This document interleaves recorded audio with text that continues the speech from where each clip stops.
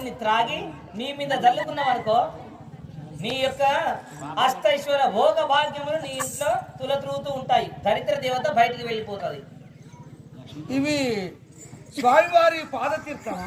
అవునా? నేను నెత్తిలో చల్లుకొని తాగాల.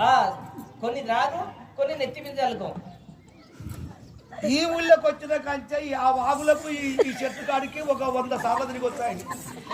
ఇంతకు ముందుకు వేయొచ్చుండు పని చేసుకొని ఎక్కడెక్కడ దొక్కొచ్చుండో లేదు నాయన. ఈ నీళ్లు నేను దాగి నాకు సోమిడి రోగం వచ్చినట్టు అడుగుపోమంటారా? లేదు నాయన. పరమేశ్వరుని పాద తీర్థం అంటే అట్టి ఎండిపోయిన వృక్షానికి పోసినా గాని కూడా చిగురించుతుంది. అంత గొప్ప పాదములు అవి, పుణ్యపాదం. ఆ పచ్చడి చెట్టుకు పోస్తే ఎండిపోతా తప్ప ఇంకా చిగురు పెడతా, అది చిగురు పెడతా. ఇవి నేను తాగలనా? ఆయన వాగులకు ఎన్నోసార్లు దిగి వచ్చిండు.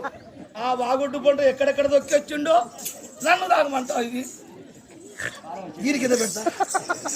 ఇవి వాసన వచ్చేదాకా అప్పటికి పని చేస్తాయి.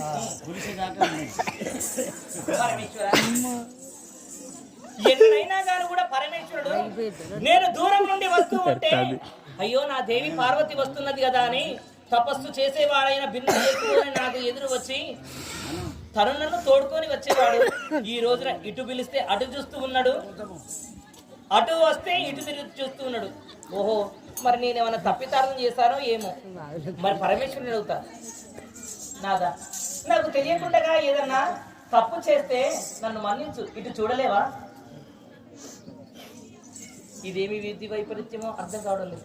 అయినా భర్త 10 మందిలోకి వెళ్ళిపోయి 10 సంవత్సరాలతో ఇంటికి వచ్చినప్పుడు అతన్ని ఏకాంతంగా ఉంచాలే కానీ బాధ పెట్టకూడదు.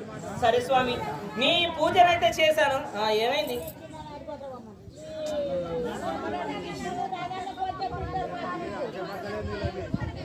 ఫస్ట్ గా బొమ్మనామని వెళ్ళిపోమను. బొమ్మల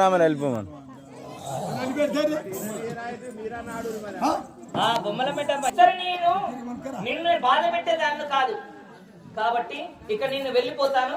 మీ యొక్క సేవ అయితే చేశాను కదా, ఇక నాకు చాలు స్వామి, ఇక నేను వెళ్ళి వస్తాను.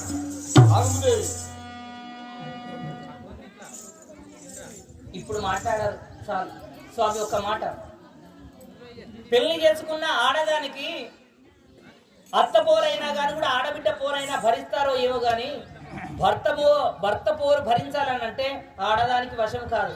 కాబట్టి నువ్వు మాట్లాడితే చాలు. ఆడదానికి శిక్ష ఏంటంటే భర్త మాట్లాడకపోవడమే అదో పెద్ద శిక్ష. నువ్వు మాట్లాడకపోతే ఏదో పొడగొట్టుకున్నట్టు ఉన్నది స్వామి. నువ్వు మాట్లాడ